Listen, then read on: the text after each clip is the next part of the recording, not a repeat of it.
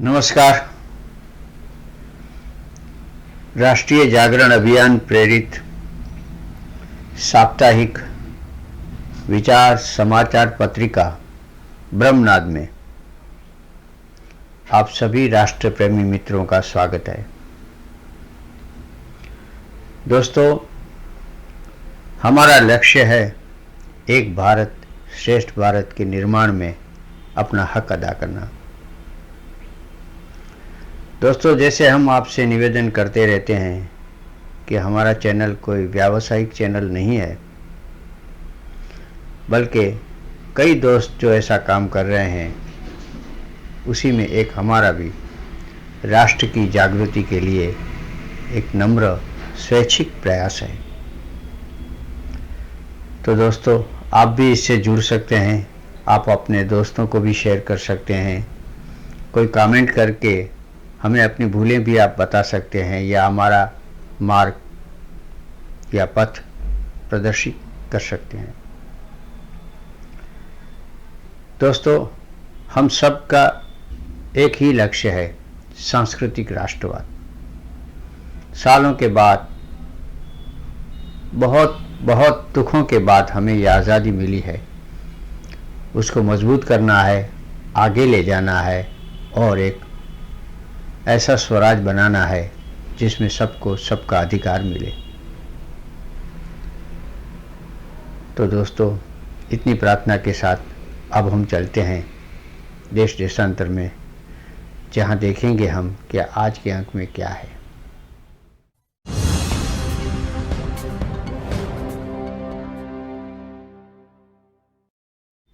दोस्तों, देश देशांतर में आपका स्वागत है। आज हम जिस विषय की चर्चा करने जा रहे हैं, उनमें सबसे पहले हम लेंगे भारत जोड़ो यात्रा। दोस्तों, आखिर भारत तोड़ो यात्रा कैसे बन गई, उसका हम एक सूक्ष्म विश्लेषण करेंगे और इसके पर जो तज्ञ है उसके अभिप्राय भी सुनेंगे। दोस्तों, दूसरा हमारा विषय होगा 2024 के राष्ट्रीय चुनाव का। ये चुनाव कैसे हमारी कसौटी बनेंगे, हमारे स्वराज नए भारत के निर्माण या हमारी अखंडता या हमारे राष्ट्र में जो विध्वंसक तत्व बने हैं उसके बीच में कैसा खेला होगा और लोकतांत्रिक व्यवस्था में आगे क्या होगा, इसके लिए हम कुछ बातें आपसे जरूर साझा करेंगे। दोस्तों, गिरता फिसलता पाकिस्तान हमारे लिए बहुत आज भी खतरा बनता जाता है। अपने अस्तित्व की आखिरी लड़ाई पाकिस्तान लड़ रहा है, जहां आर्थिक बेहालीपन तो है ही, जनता परेशान है, लेकिन साथ के साथ वहाँ पर जो हमले हो रहे हैं वो भी चिंता प्रेरक है। और हम देखेंगे ऐसे में टूटते पाकिस्तान का एक अहवाल। दोस्तों, वंदे मातरम में हम हमेशा भारत के गौरव की बात करते हैं। आज बात करेंगे हमारे साथ लेफ्टिनेंट जनरल गुरमीत सिंह, जिसकी तेजस्वी वाणी में वो जो भारत के बारे में अपने विचार दर्शा रहे हैं वो हम आप तक पहुंचाएंगे। तो दोस्तों, चलते हैं, देखते हैं। पहले विषय और विचार का हम विस्तार करके आपको जो देश देशांतर में कही उस हेडलाइन पर कुछ आपसे बातें करेंगे। तो आइए चलते हैं विषय विस्तार।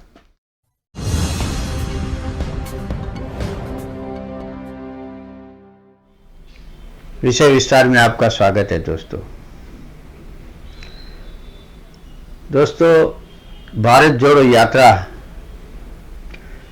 श्री राहुल जी ने कन्याकुमारी से शुरू की थी और श्रीनगर में उनका समापन हुआ। दरमियान में वो कई राज्यों से गुजरी और जहाँ जहाँ से वो गुजरी है तहाँ तहाँ श्री राहुल जी ने कैसे बोल बोले और वो बोल क्या भारत को जोड़ते थे या तोड़ते थे, इसका परिणाम क्या होगा, इसके बारे में आप ही कुछ सोचें, ऐसा हमारा निवेदन है। हम आपके सामने बातें रखेंगे। अपने राज्यों की मुलाकातों के दरमियान उन्होंने अपने विचार पत्रकार परिषद में रखे। उनकी बॉडी लैंग्वेज में हमेशा एक आक्रोश दिखाई दिया। वो आक्रोश कुछ मान अपमान के थे या वो सत्ता से वंचित है उसके थे, या भारतीय जनता ने उसको उपेक्षित कर दिया है कांग्रेस को, उसके थे। ये विश्लेषण का विषय है। लेकिन हमने देखा जब श्रीनगर में जब ये यात्रा संपन्न हुई तो श्रीनगर में उन्होंने ध्वजारोहण किया तिरंगे का, तो तिरंगे झंडे से ऊंचा उसका कटआउट था। देखिए, ये जो आपको फोटो दिखा रहे हैं उसमें आप भी देख सकेंगे। तिरंगे से ऊंचा कोई नहीं होता, क्योंकि तिरंगे में हमारे संविधान की आस्थाएं हैं। वो हमारा एक पवित्र, एक ऐसा सिंबल है जिसको सारा देश झुकता है और जिसका सम्मान देश का बच्चा बच्चा करता है। दोस्तों, इसी चित्र में हम ये भी देखते हैं कि कांग्रेस के प्रमुख खड़गे, जो सही बात है कि नाम मात्र के हैं, वो बेचारे गिरदी में कहीं खड़े थे और राहुल जी सलामी दे रहे थे। दोस्तों, ऐसी राजनीति हम अपनी आंखों से देख रहे हैं। आप जो तस्वीर में देख रहे हैं उसके बारे में आप जरूर सोचिएगा। लेकिन अभी हम आपको भारतीय जनता पार्टी के प्रखर नेता और विद्वान प्रवक्ता सांसद श्री सुधांशु त्रिवेदी जी ने इस यात्रा का कैसे विश्लेषण किया, उसके बारे में एक वीडियो रिपोर्ट दिखाते हैं। तो आइए देखते हैं एक छोटा सा वीडियो रिपोर्ट। मित्रों, आज दक्षिण भारत में केरल से शुरू होकर तमाम प्रकार के कारनामों और कारगुजारियों से गुजरती हुई कांग्रेस पार्टी की मुख्य विपक्षी दल के रूप में अप्रासंगिक होती हुई भूमिका को पुनः स्थापित करने की छटपटाहट से प्रेरित राहुल गांधी जी की तथाकथित भारत जोड़ो यात्रा आज समाप्त हुई। यह यात्रा, संयोग की बात यह है कि आज कश्मीर में समाप्त हुई और महत्वपूर्ण बात यह है कि महात्मा गांधी जी की पुण्यतिथि है, जो अहिंसा के सबसे बड़े प्रतीक थे, परंतु वो एक राज्य कश्मीर जो भारत में हिंसा का सबसे बड़ा केंद्र बना। ये वही कश्मीर है जिसके भारत में एकीकरण के लिए हमारे संस्थापक अध्यक्ष श्यामा प्रसाद मुखर्जी जी ने अपना बलिदान दिया था। ये वही कश्मीर है जहां स्वतंत्र भारत में एक ऐसा समय आया जब 10 वर्ष तक 26 जनवरी और 15 अगस्त को भी राज्यपाल भी झंडा नहीं फहरा सकते थे। 1988 से 1998, जिस दौर में हमारी पार्टी ने, जब डॉक्टर मुरली मनोहर जोशी जी हमारे राष्ट्रीय अध्यक्ष थे और वर्तमान प्रधानमंत्री श्री नरेंद्र मोदी जी युवा नेता के रूप में उस यात्रा के संयोजक थे, इसी श्रीनगर के लाल चौक पे जाके 26 जनवरी 1992 को झंडा फहराया था।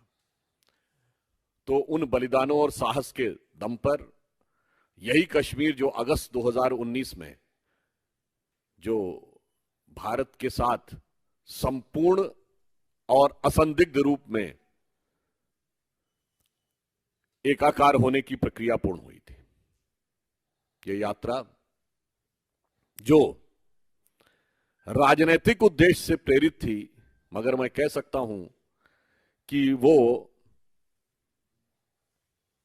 अपने राजनीतिक उद्देश्य में, अपने राजनीतिक ध्येय में, अगर आप पूरी यात्रा का क्रम देखेंगे तो नितांत सफल असफल दिखाई पड़ी। जिसे कह सकते हैं कि वो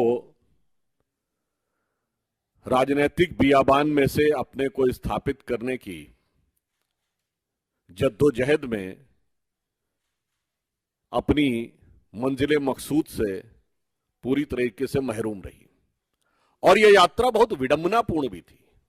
मैं उदाहरण देना चाहता हूं, इस यात्रा की शुरुआत कहां से हुई? केरल में, जहां पर इनके वो नेता जिन्होंने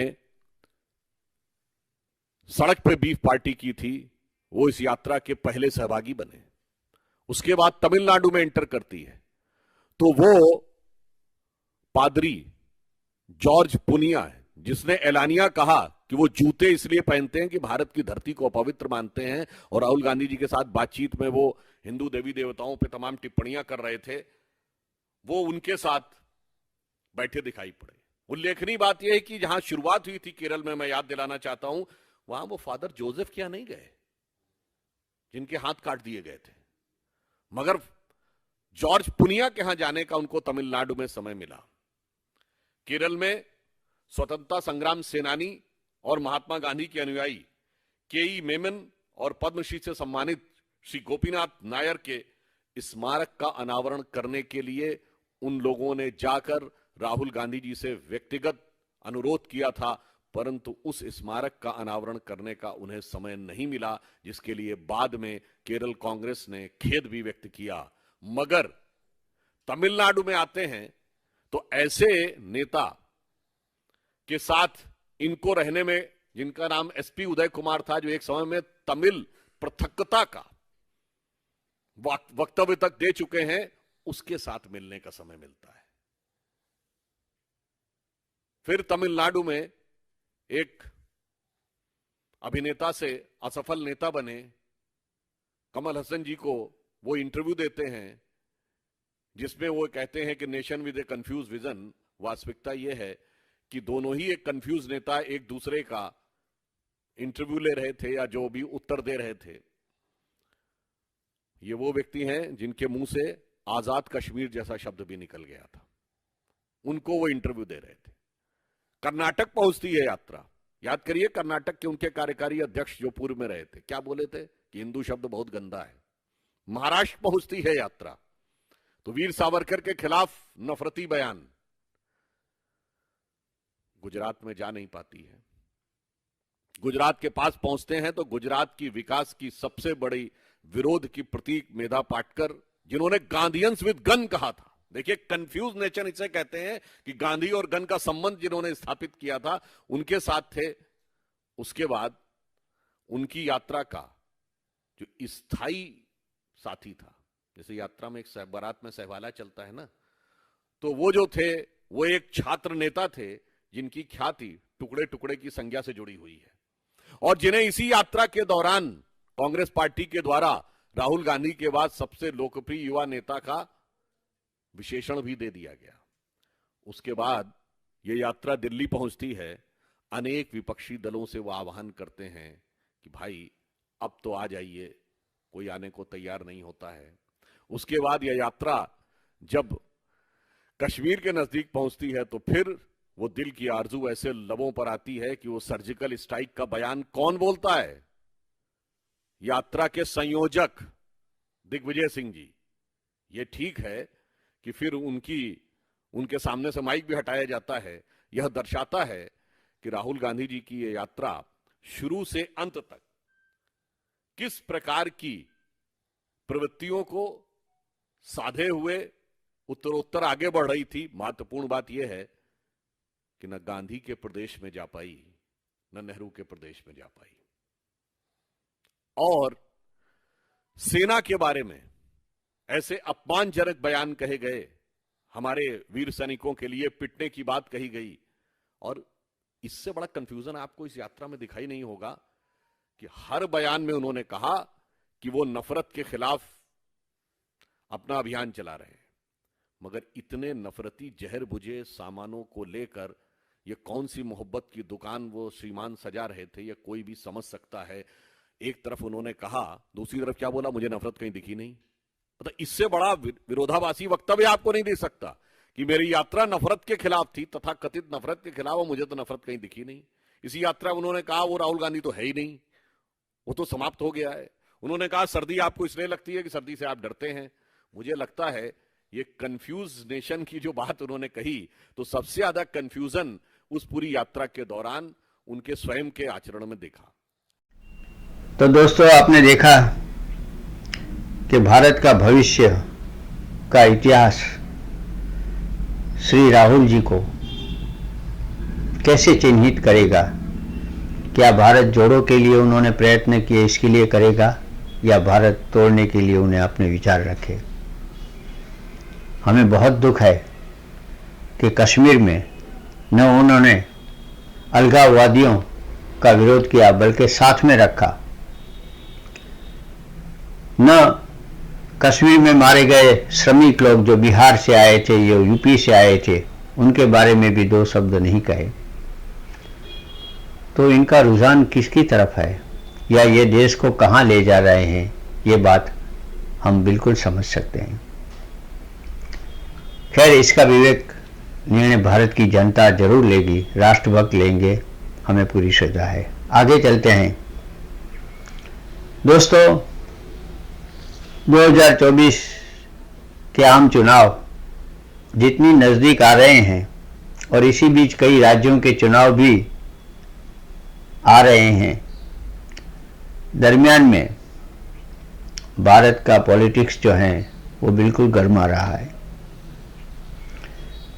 वंशवादी, तुष्टीकरणवादी, अलगाववादी, भ्रष्ट, जातिवादी नेताओं और राजनीतिक दलों अपने अपने हथियार सजा रहे हैं, और वो भारत को छिन्न भिन्न करने के लिए अपनी रणनीति बना रहे हैं। उसका लक्ष्य एक ही है, किसी तरह से सत्ता हासिल करना। दोस्तों, चुनाव में कोई अपना पक्ष रखें या अपने विचार रखे, इसमें कोई नुकसानी नहीं है, ये लोकतंत्र का भाग है। लेकिन राष्ट्र को तोड़ने के लिए जनता को गुमराह करना, या जनता को ऐसे तुष्टीकरणवादी वचनों से, या अलगाववादी विचारों से, या भ्रष्ट तरीकों से, या जातिवादी सोच से भ्रमित कर देना, ये राष्ट्र को तोड़ने की ही एक कोशिश है। तो इसे हमें बहुत समझना चाहिए, गहराई से समझना चाहिए। और राष्ट्र को गुमराह करने की ये कोशिश का अपराध जनता कभी माफ नहीं करती। तो दोस्तों, हमारे इतिहास में ये एक नया मोड़ आ रहा है, जब राष्ट्रवादी और अलगाववादी तत्वों के बीच में 2024 का जंग होगा, चुनाव होगा। तो उसमें इस राष्ट्र में सत्ता के लिए जो खेला जा रहा है, उसको परास्त करने की जिम्मेदारी हम सबकी है। सब राष्ट्रवादी इकट्ठे हो जाएंगे तो हमारा राष्ट्र बच जाएगा। अगर हिंदुस्तान बच गया तो सारी दुनिया बच जाएगी, क्योंकि हिंदुस्तान की किस्मत पर सारी दुनिया की किस्मत का फैसला अब होगा। तो दोस्तों, बहुत खबरदार रहिए। हमें हमारे हर राष्ट्रभक्त दोस्तों से यही उम्मीद है। अंग्रेजों के साथ मिलकर पहले इन लोगों ने भारत का विभाजन किया। सदियों से एक साथ रहते थे हिंदू मुसलमान, फिर उसके विभाजन की जरूरत क्या पड़ी? लेकिन ऐसा किया गया। लाखों लोगों का खून बहा, किसी को कोई दुख नहीं हुआ। देश के विभाजन के लिए कौन जिम्मेदार है, उसका आज तक कोई पता नहीं चला। देश के विभाजन के लिए कोई जनमत भी नहीं लिया गया। आज सब अपने को लोकतांत्रिक कहते हैं, लेकिन देश के विभाजन के लिए देश के जनता को याद नहीं किया गया था, या उसका मत नहीं लिया गया था। पंडित नेहरू और मिस्टर जिन्ना ने अपने अपने ताज बांट लिए और अपने अपने देश बना लिए और वहां के शासक हो गए। दोस्तों, आजादी के बाद स्वतंत्र भारत अपनी आंतरिक आज़ादी के लिए कैसे तड़प रहा था, यह भी एक देखने की चीज है। सत्ता को केंद्रित करने के लिए कई देशभक्त और बड़े और दिग्गज नेताओं का बलिदान लिया गया। उसमें नामी अनामी हजारों ऐसे लोग हैं जो स्वातंत्र्य वीर थे, जिन्होंने देश के लिए अपना लहू दिया था, अपना घर-बार को बाजू पे रख के वो देश के लिए निकल पड़े थे। ऐसे स्वातंत्र्य वीरों को भी देश के इतिहास के पन्नों से दूर किया गया और उनको बुलाया गया। एक ही इतिहास बनाया गया, एक ही वंश का और एक ही फैमिली का। दोस्तों, जिन जिन लोगों को इतिहास के पन्नों से हटाया गया, सुभाष चंद्र बोस, भगत सिंह, सुखबीर, मंगल पांडे, जयप्रकाश नारायण, वीर सावरकर, श्यामा प्रसाद मुखर्जी, यूसुफ मेहर अली आदि आदि आदि आदि अनेक नाम है जिनको बुलाया गया। कामराज योजना के द्वारा फिर कितने हटाए गए, नीलम संजीव रेड्डी, मोरारजी देसाई, जगजीवन राम। इन लोगों का क्या हुआ? हेमवती नंदन बहुगुणा, यशवंत राव चौहान, ये जो राज्यों के अंदर जो जो नेता उभरते थे और मजबूत होते थे और अपने राज्य को आगे ले जाना, उसको वो एक थ्रेटन समझते थे और इसीलिए सारी राजनीति को डिस्टर्ब किया गया। राजनीति को डिस्टर्ब करने के लिए बहुत सारी कोशिशें हुई। देखिए, सुरवीर पंजाब को तोड़ने के लिए क्या हुआ? इंदिरा गांधी ने जनरल सिंह भिंडरावाला को राजनीतिक मोहरा बनाया। दिग्गज पत्रकार कुलदीप नैयर ने कहा कि भिंडरावाले को अकाली सरकार तोड़ने के लिए बनाया गया, मजबूत किया गया और इसके पीछे इंदिरा जी और संजय गांधी इस षड्यंत्र को देख रहे थे और उसको आगे बढ़ा रहे थे। देखिए, हम आपको एक अहवाल दिखाते हैं, एक जनरल साहब इसके बारे में क्या विचार बताते हैं। देखिए एक video. 84, things were very bad over there. There was no law and order at all. The youth were without jobs. They had motorcycles and scooters and they roamed around with little pistols and revolvers. And there were many gangsters. Bhindranwale was fully in control of the state. Indira Gandhi allowed him to become a Frankenstein. You could see Bhindranwale every year what was happening. But when he reached the pinnacle, now to finish him off, now destroy him. It's too late. ਸਿਰਫ ਬਾਹਰ ਥੋੜੀ ਜੀ barrel ਜਿਸ ਤਰ੍ਹਾਂ ਤੁਸੀਂ ਹੁਣ ਦੇਖ ਰਹੇ ਹੋ ਨਿਕਲੀ ਹੋਈ ਸੀ ਅਤੇ ਲਗਾਤਾਰ ਸਿੱਧਾ ਪੂਰੀ ਪ੍ਰਕਰਮਾਂ ਦੇ ਇਲਾਕੇ ਦੇ ਵਿੱਚ ਫਾਇਰ ਕਰ ਰਹੀ ਸੀ। ਇਹ ਖੂਬੀ ਦੇ ਨਾਲ ਕਵਰ ਹੋ ਰਿਹਾ ਸੀ ਤੇ ਇਸ ਜਗ੍ਹਾ ਦੇ ਵਿੱਚ ਸਾਡੇ ਬਹੁਤ ਜ਼ਿਆਦਾ ਜਵਾਨ ਸ਼ਹੀਦ ਹੋਏ। ਇਹ ਜਿਹੜਾ ਮੈਨਹੋਲ ਤੁਸੀਂ ਦੇਖ ਰਹੇ ਹੋ, ਇਸ ਦੇ ਵਿੱਚ ਇੱਕ ਆਦਮੀ ਬੈਠਾ ਹੋਇਆ ਸੀ ਤੇ ਉਹ ਆਪਣੇ ਹੱਥਾਂ ਦੇ ਨਾਲ ਇਸ ਇਲਾਕੇ ਦੇ ਵਿੱਚ ਗ੍ਰੇਨੇਡ ਸੁੱਟੀ ਜਾ ਰਿਹਾ ਸੀ। तो यहाँ पर इतना ज़ोर से फायर आया हमारे ऊपर कि तकरीबन 125 से 200 आदमी गिरे हुए थे। कुछ इनमें से मर चुके थे, कुछ जख्मी पड़े हुए थे। खिड़कियों के नीचे अगर आप देखें तो आपको सैंड बैग दिखाई देंगे, वहाँ से उनका फायर आया। इसी के साथ साथ अगर आप अपनी नज़र पिछली तरफ ले जाएं, फौजी घबराया होया है, 125 चों 200 मंद है, पर इस दी पलटन दा सिंघा ने उन्हीं ही सफाया कर दिता। उसके ऊपर भी जो दीवार है और वाटर टैंक के ऊपर से बहुत ही भारी फायर हमारे ट्रूप्स के ऊपर खुला। इन सब की वजह से यहाँ पर हमारे ट्रूप्स की बहुत ही ज़्यादा कैजुअल्टीज हुई। इस इलाके में कम से कम 20 से ऊपर LMG लगी हुई थी, जिनका ऑटोमेटिक फायर हमारे ट्रूप्स के ऊपर आया। जब मेरी पलटन की इज्जत पे बन गई, जब मैं इस गेट में सिक्योर करने के लिए घुसा तो मेरे जवानों के पैर में चोटें घुसते ही लग गईं।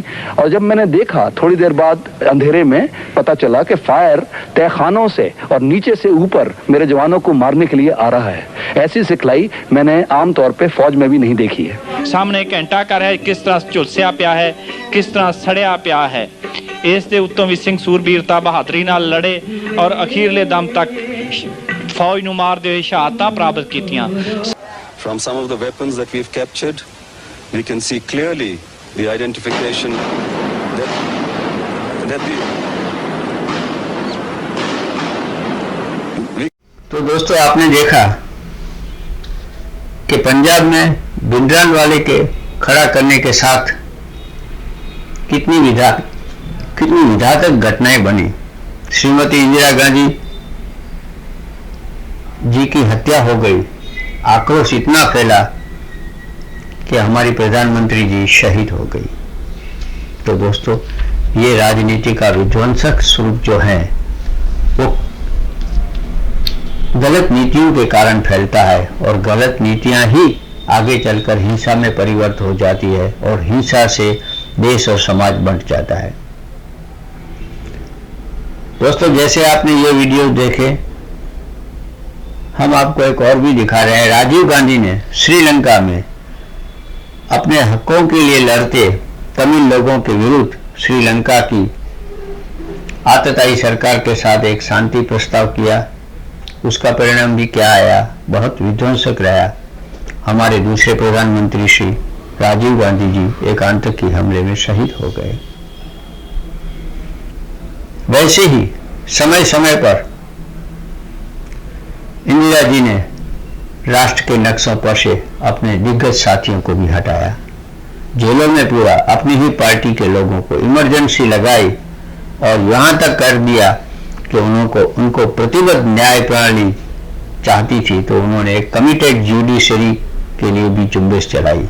जो आज कहते हैं कि कोई संस्थाएं बची नहीं है, तो ये कमिटेड जुडिशरी की बात भी इमरजेंसी में खुद इंदिरा जी ने चलाई थी कि मैं जो कहूं वही न्याय होगा। और उस समय के चमचे वो कहते थे कि इंदिरा इज इंडिया। ये तो भारत से भी ऊंचा एक शीर्षक कर लिया, जैसे राहुल गांधी ने तिरंगे से ऊंचा अपना कटआउट कर लिया। दोस्तों देश का लोकतांत्रिक ढांचा, अर्थतंत्र, विकास प्रक्रिया, ये सब इस राजनीति के चलते चलते घर को गई और देश में बेरोजगारी बढ़ी, महंगाई बढ़ी, जात पात बढ़ा, तुष्टीकरणवाद चल पड़ा, अलगाववादी पैदा होते गए और देश की जनता आहिस्ता आहिस्ता टूटते अर्थकारण के बीच में गरीबी की तरफ चली गई। देश का संविधान जैसे धराशायी हो गया था। उसमें मनमानी बातें निकाल दी जाती थी और मनमानी बातें उसमें डाल दी जाती थी। इसलिए हमारा आप सबसे आह्वान है दोस्तों कि जागो, भारत जागो। 2024 के चुनाव श्री राम विरुद्ध रावण का जंग है, ये समझकर सब श्री राम के पक्ष में आ जाए, ऐसी हमारी नम्र अपील है। श्री राम का राष्ट्रवादी शक्तियों का विजय हो, ऐसा वातावरण हम बनाए, राष्ट्र के लिए एक समर्पित झुंबेश शुरू करें और इसके लिए आप सब हमसे जुड़ें और हम सब मिलकर इस राष्ट्र के लिए कुछ कोशिश करें, ऐसी हमारी प्रार्थना है। दोस्तों अब हम पाकिस्तान की बात करते हैं। टूटता बिखरता कंगाल पाकिस्तान अब खत्म होने की दिशा की ओर जा रहा है। आपसी तनाव, हिंसा, जिहाद, ये सब पाकिस्तान को बर्बाद कर रहे हैं और बर्बाद कर रहे हैं उसके लश्कर के अफसर और उसके नेता जो पाकिस्तान को ठग रहे हैं। बिल्कुल देखें कुछ वीडियो जिसमें पाकिस्तान के बुद्धिजीवी और पाकिस्तान के चैनल चलाने वाले, लोकतांत्रिक ढंग से सोचने वाले दोस्त क्या क्या कह रहे हैं। तो आइए देखते हैं पाकिस्तान के बारे में कुछ एक वीडियो।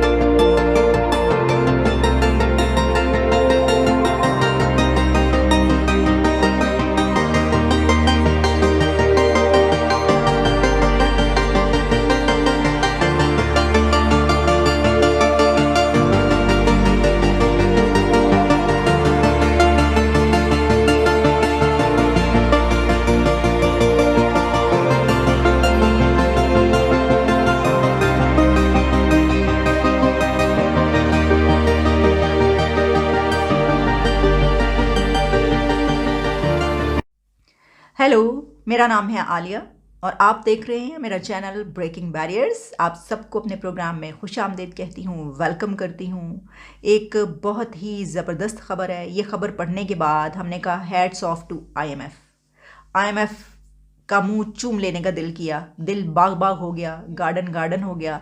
क्योंकि इससे पहले तक तो हम आईएमएफ को बहुत बुरा भला कह रहे थे। ये देखो 7,000 बिलियन रुपीस के टैक्सेस सब के सब आवाम पर, जो भी हो रहा है आवाम पर ही पड़ रहा है। सब कुछ बेचारे गरीब जो सबसे लो क्लास है उसके ऊपर डाला जा रहा है, या मिडिल क्लास पे सब कुछ डल रहा है, बिजली के बिल महंगे होने से लेकर हो।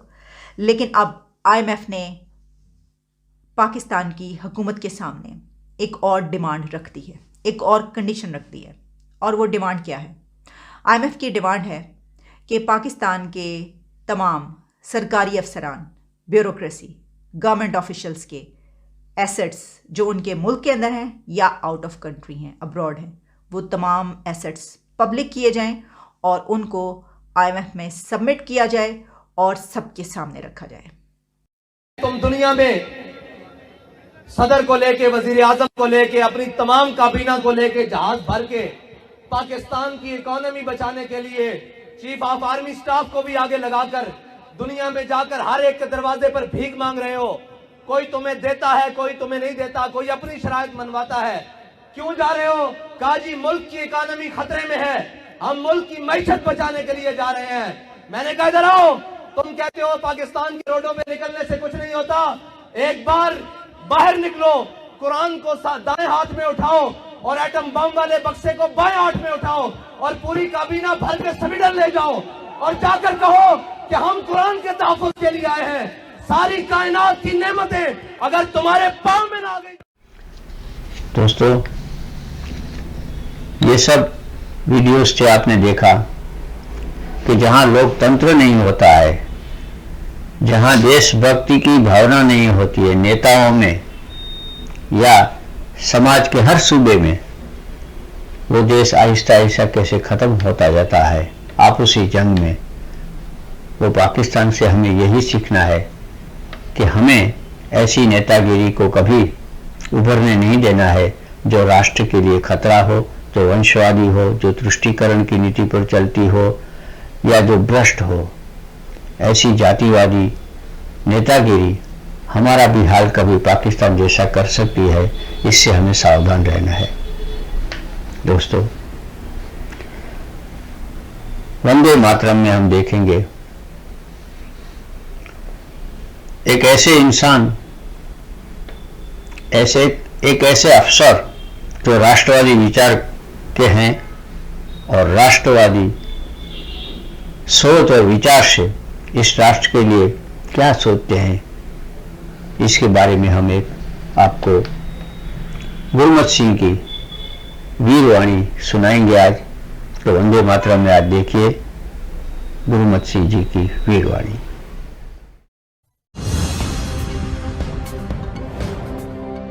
चाइना पाकिस्तान इकोनॉमिक कॉरिडोर, वो उस इलाके से सड़क बनाना चाहता है जो मेरा घर है। क्या मैं इसको अलाउ कर सकता हूं? क्या मैं उसकी ये बैड इंटेंशन को चलने दे सकता हूं? ये आपको सबको इकट्ठे होकर करना पड़ेगा। और सबसे जरूरी है, जैसे मैंने कहा कि चाइना से अगर मैं सीखता हूं तो ये है कि अभी हमको, और कोविड ने ये हमको संदेश दिया है, क्योंकि अभी पूरी दुनिया को पता चल गया है कि चाइना की क्रेडिबिलिटी, डिपेंडेबिलिटी और इंटेंशंस क्या हैं। उसके बाद में जो मैन्युफैक्चरिंग, सप्लाई चेन, इकोनॉमी का जो जिम्मेवारी हमारे ऊपर में आया है, this is what we have to understand कि हम किस प्रकार से मैन्युफैक्चरिंग, इकोनॉमी, इंफ्रास्ट्रक्चर की तरफ ध्यान दें। सच कहूं तो जब मैं बॉर्डर इलाके को देखता हूं तो अपने आप से सवाल करता हूं कि इतने साल तक वो सड़कें क्यों नहीं बनी जो अब बन रही है। जिस इलाके को हम अपना कहते हैं उसके ऊपर में हमने अपना सड़कों का जाल क्यों नहीं बताया। We have to focus on infrastructure, our capabilities and capacity. हमको सेल्फ रिलायंस, आत्मनिर्भर मेक इन इंडिया, इसको इख्तियार करना है। और मैं एक बात पक्का कहना चाहता हूं कि जो नेशनल चुनौतियां होती हैं, जैसे चाइना एक नेशनल चुनौती है हमारे लिए, इसके लिए all of the nation approach, all of the government approach, इसके अंदर में जितने भी हमारे कॉम्प्रिहेंसिव नेशनल पावर है उसका इकट्ठा होना, एक इंटीग्रेटेड ज्वाइंटनेस तरीके से करना, यह हमारे लिए सबसे बड़ी चुनौती है। और मुझे बहुत खुशी है कि इस दिशा में भारत ने डिसाइड कर लिया है कि कोई भी प्रॉब्लम होगी तो हम उस प्रॉब्लम के लिए इकट्ठे उतरेंगे मैदान में। सच कहूं, जोर से बजाइए ताली। इस ताली के अंदर में आपकी सहमत छुपी हुई है। ये जो ताली की गूंज है पूरे भारत में जानी चाहिए कि हम भारत की हर एक चुनौती के लिए इकट्ठे हैं। भारत का आशीर्वाद, भारत एक यूथ बल है। भारत की जो मीडियन एज है 28, और जो चाइना है मिडिल एज 39-40, पता नहीं इतनी है। और देखिए भारत की जो नारी शक्ति, भारत की जो देवी शक्ति है, भारत की जो मातृ शक्ति है, वो अपने ही एक अलग गैलो में है। भारत की राष्ट्रपति, भारत की महामहिम राष्ट्रपति जी एक नारी हैं। ये फर्क है दोनों ही देश में। दोस्तों, आज तो इतना ही। अगले अंक में हम आपसे फिर मिलेंगे, फिर से राष्ट्रवादी विचार, अहवाल और प्रश्नों के साथ, और हम अपने विचार रखेंगे आपके सामने ताकि आप उसको दूर तक फैलाएं। हम सब जागरूक रहें अपने वतन के लिए, अपने देश के लिए, अपने तिरंगे के लिए। तब तक हमें आज्ञा दें। धन्यवाद। जय हिंद।